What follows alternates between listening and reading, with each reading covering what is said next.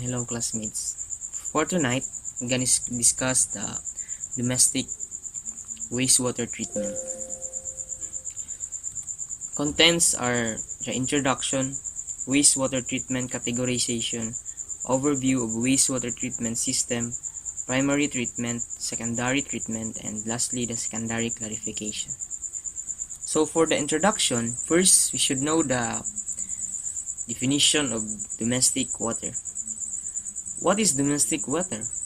Domestic water is water used for indoor and outdoor household purposes of all things you do at home. Drinking, preparing food, bathing, washing clothes and dishes, brushing your teeth, watering the garden, and even washing the dog, and many more. So why do we need to treat wastewater? Untreated wastewater causes major problems and damages to the environment and to human health. It contaminates good quality of water from bodies of water like river, which could also damages the habitats of other animals. Therefore, wastewater should be treated in order to first to reduce the transmission of excreta-related diseases. Next is to reduce the water pollution and the consequent damage to aquatic life or biota. Wastewater treatment categorization. So this includes the secondary and advanced treatment. So first, we're gonna discuss the secondary treatment.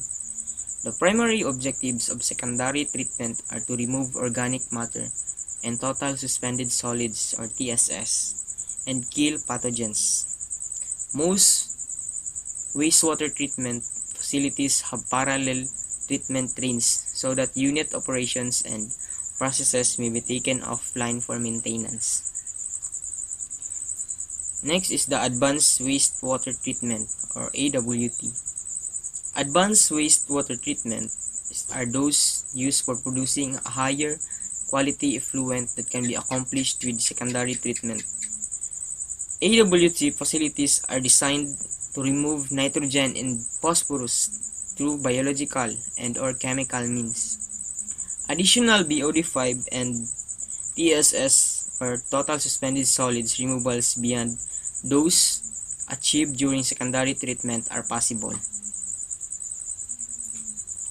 Most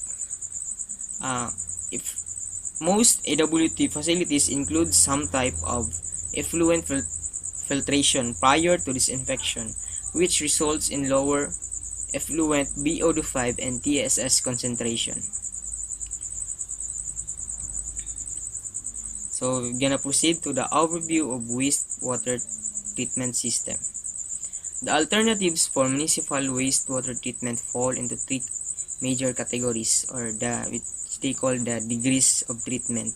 First is the primary treatment, secondary treatment, and the tertiary treatment. So we're gonna discuss the primary treatment. So what is the purpose of primary treatment? The purpose of pre-treatment or the primary treatment is to provide protection to the wastewater treatment plant or WWTP equipment that follows. The major goal of primary treatment is to remove from wastewater those pollutants that will either settle or float. Primary treatment will typically remove about 60% of the suspended solids in raw sewage and 35% of the BOD5. Soluble pollutants are not removed at one time. This was only treatment used by many cities. Although primary treatment alone is no longer acceptable, it is still frequently used as the first treatment step in a secondary treatment system. The second degree of treatment is the secondary treatment. The major goal of secondary treatment is to remove the soluble BOD5 that escapes the primary process and to provide added removal of suspended solids. Secondary treatment is typically achieved by using biological processes. These provide the same biological reactions that would occur in the receiving water if it had adequate capacity to assimilate the wastewater. The secondary treatment processes are designed to speed up these natural processes so that the breakdown of the degradable organic pollutants can be achieved in relatively short time periods. Although secondary treatment may remove more than 85% of the BOD5 and suspended solids, it does not remove significant amounts of nitrogen, phosphorus, and/or heavy metals, nor does it completely removes the pathogenic bacteria and viruses. In cases where secondary levels of treatment are not adequate, additional treatment processes are applied to the secondary effluent to provide tertiary wastewater treatment. These processes may involve chemical treatment and filtration of the wastewater. The third degree of treatment is the tertiary treatment or advanced wastewater treatment or AWT. AWT processes produce a sparkling clean, colorless, odorless effluent indistinguishable in appearance from a high-quality drinking water. They are used to prepare tertiary treated wastewater for use in recharging groundwater aquifers, indirect potable reuse through surface water augmentation, and direct potable reuse. The process used are often the same as those used for treatment of drinking water. So primary treatment includes the screening and grit removal. So this is the figure. This figure is a schematic of liquid treatment train for a typical wastewater treatment facility. The wastewater treatment implies that a biological process is used to treat the wastewater. So this is the figure of a liquid treatment train of a WWPT or wastewater.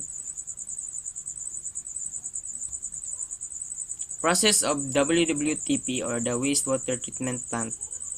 This includes the screening, grit removal, and the preliminary treatment. So first, let's discuss the screening. Screening, the influent or untreated wastewater first passes through barracks for the removal of large objects and other debris, followed by the screens with smaller openings for removing paper, plastics, hair, and rugs. The material removed from barracks and screens is called screenings. These residuals are usually disposed of in a sanitary landfill. Grit removal. This grit removal screening is followed by grit removal so that inorganic particles such as sand, silt, grit, coffee greens, and eggshells are removed. Grit is transported to a landfill for disposal. And the preliminary treatment, flow measurement by a partial flume of some other type of flow meter or ultrasonic or magnetic, typically occurs during preliminary treatment. Flow measurement is necessary to meet regulatory permit requirements for pacing chemical feed systems. If necessary, primary clarification follows preliminary treatment. At average flow, primary clarifiers typically remove 35% of the incoming BOD5 and 50% of the total suspended solid. So, secondary treatment involves also the activated sludge, aerator system, trickling filters. So, activated sludge process. The aeration basin and secondary clarifier comprise the activated sludge process. Here, a heterogeneous culture of microorganisms consumes soluble, colloidal, and particulate organic matter. Most of these substances are oxidized to carbon dioxide and water to produce energy for the microbes, and portion of the organics is used in the synthesis of biomass. The secondary clarifier separates the biological and inert solids from the wastewater to produce a clarified effluent and a thickened sludge stream that is recycled back to the front of the aeration basin. Secondary effluent then enters a chlorine contact basin, or CCB, where chlorine is added to kill any remaining pathogens in the wastewater. The chlorine must be removed by some type of dechlorination process before the effluent is discharged to a water body. Sulfur dioxide is often added to dechlorinating the wastewater.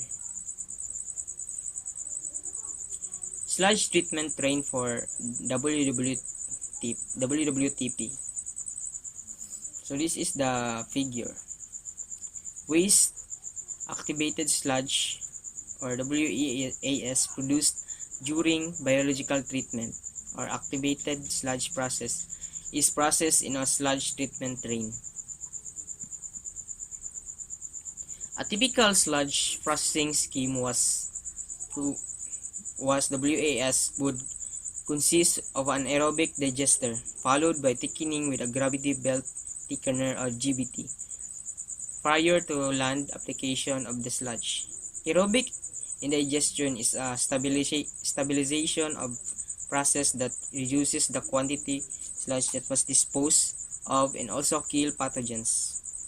Thickening with GBT reduces the volume of sludge that eventually may be applied to an agricultural site for beneficial reuse of biosolids. So this is what I found in the Google the image of the secondary clarifier. Secondary clarification. If biological processes are to operate properly, it is essential that secondary clarifiers be designed correctly. For suspended growth systems such as activated sludge, secondary clarifiers must be designed to accomplish both clarification and thickening of solids. When mixed liquor from the activated sludge process enters the secondary clarifier, two process streams are produced. One is the clarifier secondary effluent, and the other are more concentrated stream called the underflow. Clarification relates the removal of suspended solids that enter the clarifier so that effluent standards can be met. Thickening of the biomass at the bottom of the clarifier to produce an overflow or thickened sludge at solids concentrations ranging from 5,000 to 15,000 mg per liter is also desired. Increasing the solids concentration of the biomass reduces the volume of biomass that must be handled during sludge treatment. The performance of the secondary clarifier has significant effect on the wastewater plant's effluent water quality, on the operational efficiency of the biological treatment system, and on the solid handling facilities. The secondary clarifiers have two key functions. First is the clarification of the biological treated wastewater, and second is thickening and storage of the sludge from the biological treatment process. So here is the main factors that impact secondary clarifier. So first is the amount of solids retained in the tanks, which is determined based on the concentration of the solids removed from these tanks or returned activated sludge, waste activated sludge concentration, and the sludge blanket depth. Second, the amount of solids in the aeration basins, which is established by measuring the MLSS concentration and the RAS flow rate, or what they call the return activated sludge. Third, the activated sludge settleability. Fourth, the plant effluent flow and waste load, significant fluctuations of which may result on shifting solids between the clarifier and the aeration basin, and ultimately in solids lost with the secondary clarifier effluent. In addition, secondary clarifiers are inseparable and integral part of every conventional wastewater treatment plant. Their performance efficiency is affected by the upstream wastewater collection and treatment facilities and has a significant impact on downstream biological treatment and solids handling facilities. That's all po. Thank you.